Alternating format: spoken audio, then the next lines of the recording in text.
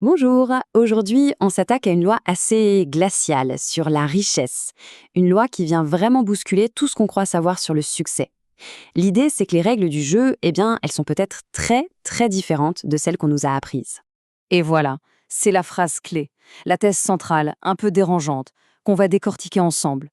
Qu'est-ce que ça veut dire? Simplement que la valeur ne viendrait pas de l'effort qu'on fournit, mais de l'endroit, de la position stratégique où l'on se place dans un système donné.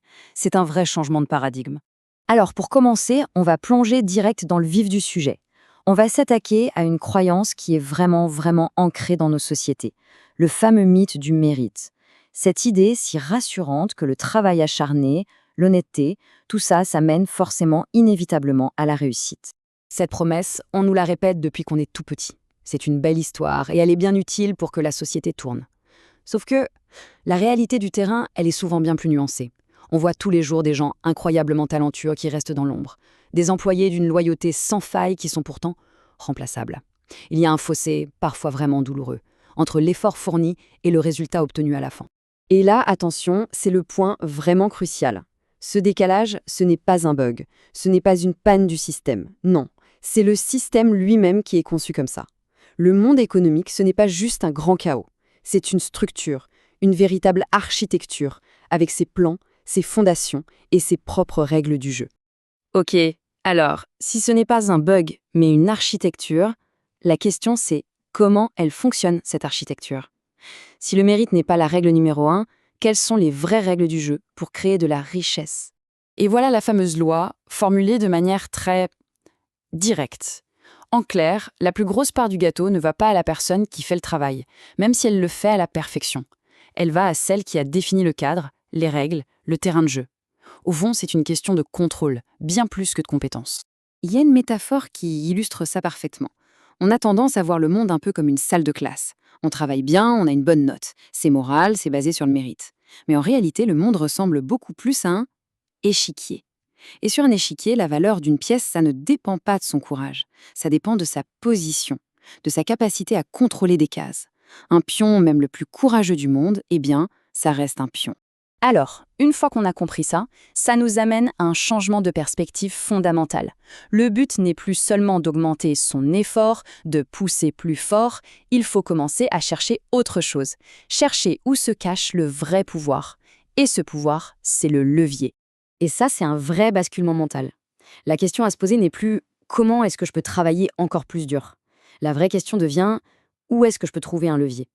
Où est l'endroit qui permet de déplacer une montagne avec un minimum d'effort? C'est ça un levier. Il change complètement le résultat. De manière asymétrique. C'est toute la différence entre optimiser ce qu'on fait et être vraiment stratégique.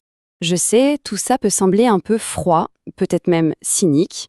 C'est une réaction tout à fait normale. Mais la perspective proposée ici est différente. Refuser de voir comment le jeu fonctionne, ce n'est pas ce qui rend plus moral. En fait, c'est ce qui rend plus vulnérable. Ignorer les dynamiques de pouvoir, ça ne place personne au-dessus de la mêlée. Au contraire, ça expose de plein fouet à leurs conséquences. Bon, comprendre les règles, c'est un premier pas. Mais pour vraiment maîtriser le jeu, ça demande une transformation plus profonde. Une transformation intérieure. Il faut passer de la mentalité du joueur à celle du concepteur. Ou, pour reprendre le terme utilisé, passer à une mentalité d'architecte. Et la différence est énorme. Le travailleur, même s'il est très très bien payé, il échange son temps contre de l'argent. Son revenu est donc directement lié à sa présence. Il doit être là. L'architecte, lui, a une toute autre approche.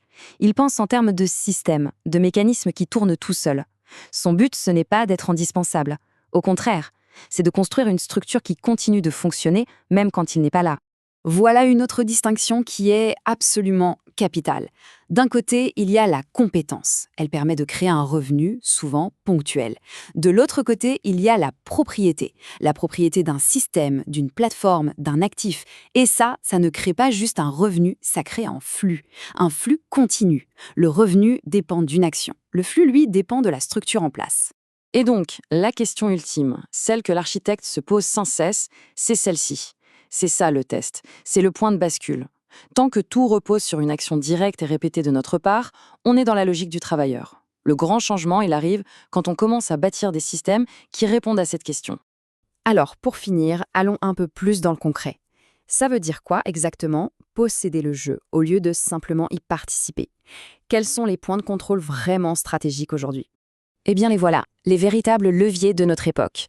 L'audience, posséder la relation. La plateforme, contrôler l'outil. Les données, maîtriser l'information. L'accès, être le gardien de la porte. Et enfin, la décision finale, avoir le dernier mot. Celui qui contrôle un ou plusieurs de ces points, c'est lui qui aspire la quasi-totalité de la valeur. Tous les autres ne sont que des ressources à l'intérieur de ce système. Et ça nous amène à cette phrase, toute simple, presque brutale, mais qui résume parfaitement l'idée. On peut être le meilleur joueur sur le terrain, le plus talentueux, celui qui travaille le plus, ça ne change rien. Si on ne possède pas un des actifs clés du jeu, on reste, du point de vue du propriétaire, une simple variable de coût, une ligne dans un tableur. C'est un peu comme cette dernière image qui est très parlante. On peut passer toute une vie à empiler des briques avec un talent fou, à construire le plus beau des murs. Mais au final, si le terrain sur lequel on construit ne nous appartient pas, la vraie plus-value, elle reviendra toujours au propriétaire du terrain. Ce qui nous laisse avec la question finale, celle qui synthétise tout ce décryptage. Une question sans jugement, purement stratégique. Parce que si on suit cette logique jusqu'au bout, pour vraiment changer le résultat, il ne suffit pas d'augmenter l'intensité de son effort, il faut changer la géométrie même de sa position.